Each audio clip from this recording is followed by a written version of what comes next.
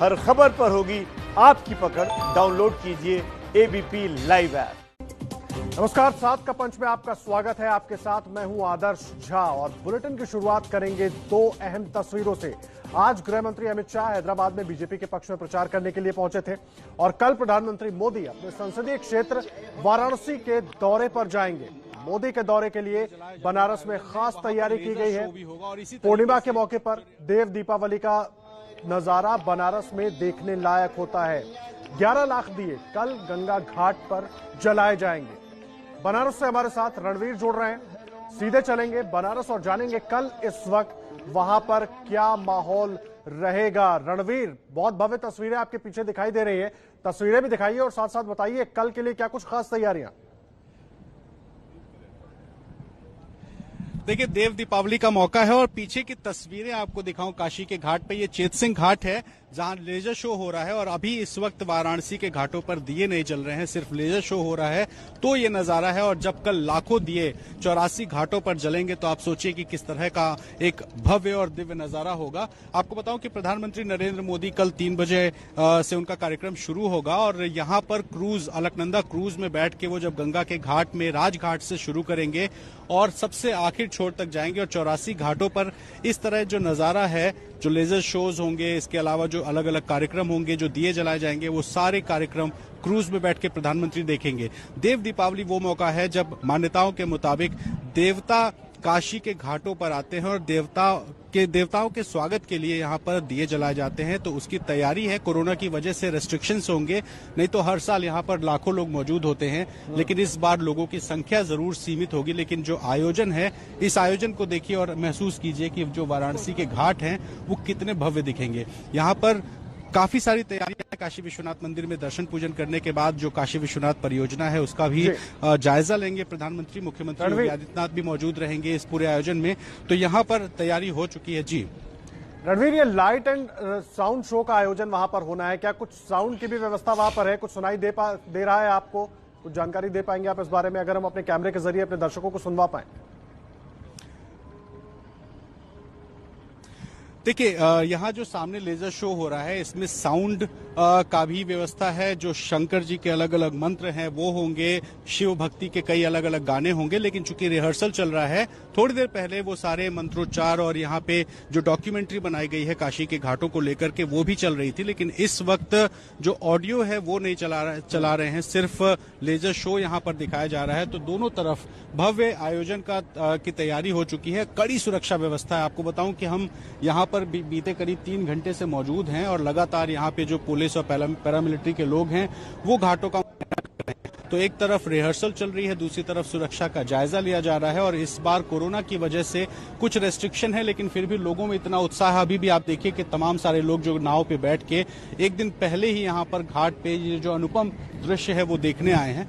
दूर की तरफ आपको दिखाऊं, सामने जहां लाइटिंग बहुत ज्यादा हो रही है वो दशाश्वमेध घाट है जहां पर पुरानी आरती होती है। दशाश्वमेध घाट के आगे ही ललिता घाट पड़ता है, जिसके सामने की तरफ काशी विश्वनाथ मंदिर है। तो ललिता घाट से प्रधानमंत्री क्रूज से उतर के काशी विश्वनाथ का दर्शन करने जाएंगे और जो परियोजना चल रही है उसका लोकार्पण करेंगे और वहां से फिर क्रूज में बैठेंगे। और जब इधर वो आएंगे चेतसिंह घाट की तरफ जहां मैं मौजूद हूं, मैं खुद भी एक नाव में मौजूद हूं और यहाँ पर प्रधानमंत्री जब क्रूज में बैठ के आगे की तरफ जाएंगे तो 80 घाट तक जहां भी आपकी नजर पड़ेगी हर तरफ दिए ही दिए होंगे। और इस वक्त थोड़ा अंधेरा जरूर आपको दिख रहा है क्योंकि रिहर्सल में कई बार लाइट जलती हैं, कई बार साउंड शो चलता है, कई बार उसको बंद किया जाता है। लेकिन भव्य है, दिव्य है वाकई में। इससे पहले भी मैं कई बार यहाँ पे देव दीपावली के मौके पर आया हूँ। देव दीपावली में दिए जरूर जलाए जाते हैं, लाखों दिए जलते हैं, आकाशदीप जलते हैं, लेकिन लेजर शो का आयोजन पहली बार है। और इससे पहले अभी अयोध्या में भी जब दीपोत्सव का आयोजन था तब भी इसी तरह से लेजर शो किया गया था। तो ये चेतसिंह घाट है। चेतसिंह घाट के अलावा जो आगे आप जाएंगे तुलसी घाट, अस्सी घाट और तमाम सारे जो अलग अलग घाट हैं, उन घाटों पर जो सांस्कृतिक कार्यक्रम होंगे उसके लिए भी तैयारियां चल रही हैं। कुछ लोकगीत होंगे, कुछ लोक नृत्य होंगे, इसकी भी तैयारी चल रही है। तो वाराणसी पूरी तरीके से तैयार है देव दीपावली के लिए। और ऐसी लाइटिंग की इस लाइटिंग को काशी के लोगों ने भी कभी शायद नहीं देखा था, क्योंकि इससे पहले लेजर शो नहीं होता था और भगवान शंकर के नाम पर जो गीत यहाँ बज रहे हैं वो एक घाट का नजारा जो है वो अलग ही दिखाते हैं। दूसरी तरफ बिल्कुल अंधेरा है इस वक्त, लेकिन अगर दूसरी तरफ आपको बताऊं, दूर उस तरफ जहां आपको अंधेरा दिख रहा है वहां भी लाइटिंग की व्यवस्था की गई है और जो रेत के जो वहां टीले हैं उनमें सैंड आर्ट बनाया गया है। तो इस वक्त तो तस्वीरें हम आपको नहीं दिखा पा रहे हैं, लेकिन कल एबीपी न्यूज जी रणवीर, जरूर बहुत भव्य तस्वीरें आप दिखा रहे हैं और उम्मीद कर सकते हैं कि कल जब वहां पर दिए भी जलेंगे 11 लाख दिए तो वो अनुपम दृश्य होगा। बिल्कुल आप रहे हमारे साथ रणवीर, और आपने कुछ देर पहले जो रिपोर्ट भेजी थी जिसमें इस नाइट शो के साथ साउंड भी था, एक बार वो भी अपने दर्शकों को दिखाते हैं।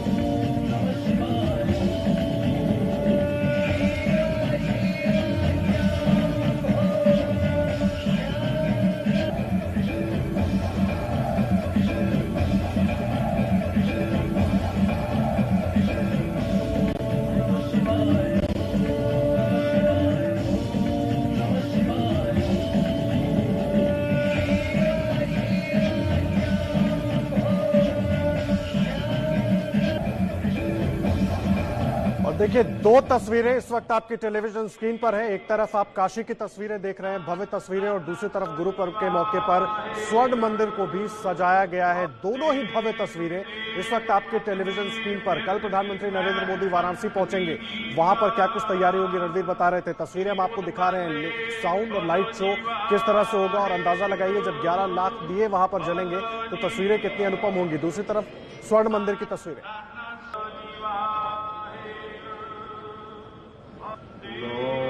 सतगुर बिना मिलाया जिना तुरे पया संजोग।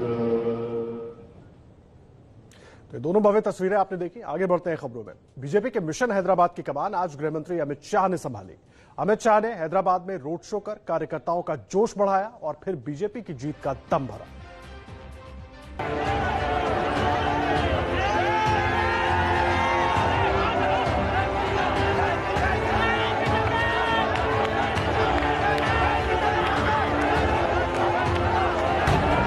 ओवैसी के गढ़ हैदराबाद की सड़कों पर जब अमित शाह का कारवां गुजरा तो पूरी फजा बीजेपी मय हो गई।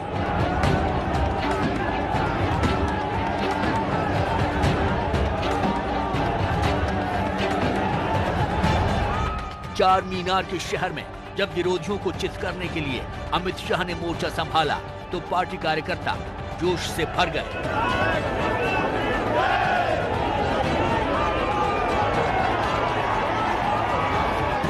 अमित शाह ने भाग्य लक्ष्मी के दर्शन किए और ग्रेटर हैदराबाद निगम चुनाव में पार्टी का भाग्य बदलने की प्रार्थना की।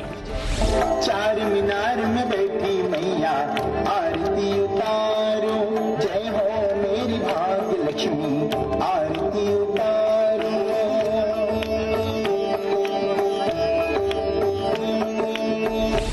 और फिर इसी जोश और जज्बे के साथ बीजेपी की जीत का दम भरा।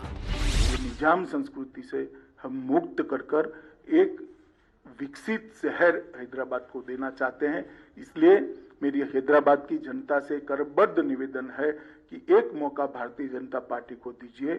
हम हैदराबाद को विश्व का आईटी हब बनने के लिए पूरे इंफ्रास्ट्रक्चर की तैयारी करेंगे और मोदी जी का आशीर्वाद है ही है तो हैदराबाद अपने आप आईटी हब बनेगा, इसको मुझे भरोसा है।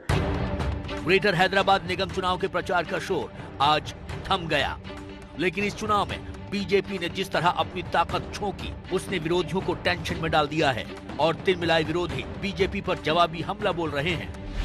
आपके कारवान में जलसा कर रहा था तो वहां पर जब मैंने कहा कि भाई सबको बुला लिए, एक को नहीं बुलाए तो मजबे से बच्चा वाला नहीं, ट्रम्प को भी बुला लेना था। बिल्कुल सही बोला बच्चा वाला।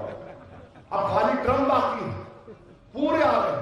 अब हमारे अरे आओ बाबा आओ, देखो शहर देखो, चार मीनार की खूबसूरती की देखो, चार मीनार की बुलंदी को देखो, देखने में कोई बुरी बात नहीं है। हाँ, अगर तुम ये बोलोगे मैं काबिज हो जाऊंगा, ये नहीं हो सकता मेरे ख्याल। बीजेपी की इस जोर आजमाइश के पीछे दक्षिण में अपना वर्चस्व बढ़ाने की कवायद है, जिसका एक रास्ता ओवैसी के गढ़ से होकर गुजरता है।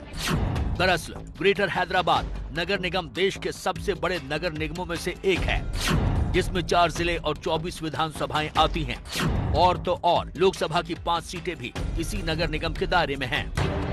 यही वजह है कि बीजेपी ने अपने स्टार प्रचारकों को भी चार मीनार शहर की सियासी लड़ाई में सड़कों पर उतार दिया। कल जहां यूपी के सीएम योगी आदित्यनाथ ने हैदराबाद में प्रचार की कमान संभाली,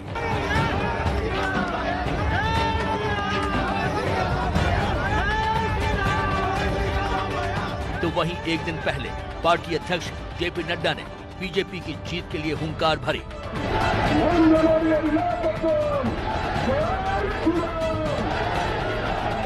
इरादे साफ हैं कि बीजेपी इस चुनाव में विरोधियों को कोई भी मौका देने के मूड में नहीं दिख रही। मैं एक सवाल फिर से श्रीमान चंद्रशेखर राव जी से पूछना चाहता हूं, ये मजलिस के साथ आप जो समझौता करते हो, इसमें हमें कोई आपत्ति नहीं है, कोई आपत्ति नहीं, कर सकता है। लोकतंत्र में कोई भी व्यक्ति किसी के साथ भी जाता है, मगर गुप्त समझौता क्यों करते हो? इतनी हिम्मत क्यों नहीं है कि मजलिस के साथ खुलेआम सीट शेयरिंग कर लड़े? एक कमरे के अंदर इलू इलू कर आप सीटें बांटते हो। इससे पहले साल 2016 के चुनाव में टीआरएस ने 99 वार्ड जीतकर सबका सफाया कर दिया था। वहीं ओवैसी की पार्टी को 44 वार्ड पर जीत मिली थी। तब बीजेपी महज 3 सीटों पर ही सिमट कर रह गई थी।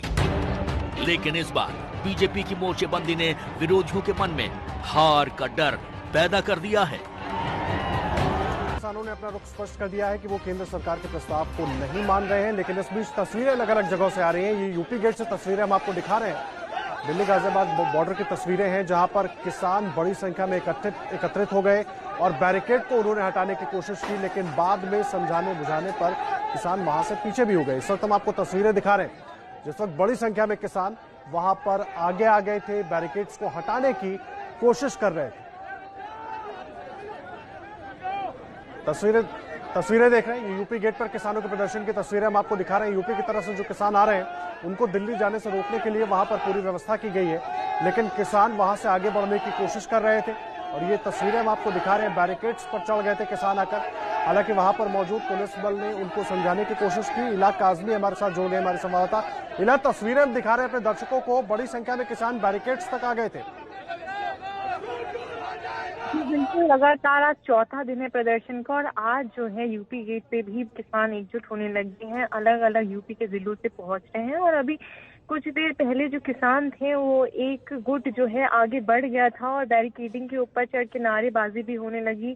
थोड़ा यहाँ पर माहौल जरूर बिगड़ा था, लेकिन उसके बाद जो है पुलिस बल ने उन्हें रोका, उनको समझाया, उनके लीडर से प्रशासन ने बातचीत की, जिसके बाद पुलिस की बात समझी किसानों ने और वो जो है पीछे हट गए। और अब फिलहाल जो स्थिति है वो सामान्य बनी हुई है। किसान जो है शांतिपूर्वक बैठे हुए हैं और अभी यहाँ पर उनका खाना पीना रात का चल रहा है। और अभी फिलहाल उनकी यही मांग है कि वो यहाँ से हटेंगे नहीं जब तक उनकी मांगी पूरी नहीं होंगी। और यहाँ पर प्रदर्शन करने पहुंच रहे हैं और जब तक बिल में संशोधन नहीं होगा वो वापस नहीं जाएंगे। और अलग अलग जिलों से यूपी के पहुंचकर उन्होंने ये भी बताया कि और भी जो किसान हैं वो सुबह तक के जुड़ेंगे। साथ ही साथ जो उनके यहाँ पर लीडर हैं, किसान यूनियन के लीडर हैं राकेश टिकैत, वो भी मौजूद हैं। लगातार उनसे भी हमने बातचीत करी, उन्होंने भी बातचीत में यही कहा कि वो पूरी जो है पुलिस के साथ उनका समर्थन करेंगे और यहाँ पर शांतिपूर्वक डटे रहेंगे और किसी तरह से कोई यहाँ पर हंगामा नहीं होगा। और वो प्रदर्शन करने आए और अपनी बात शांतिपूर्वक रखने आए, उन्होंने कोई रास्ता भी नहीं रोका। मैं आपको बता दूं,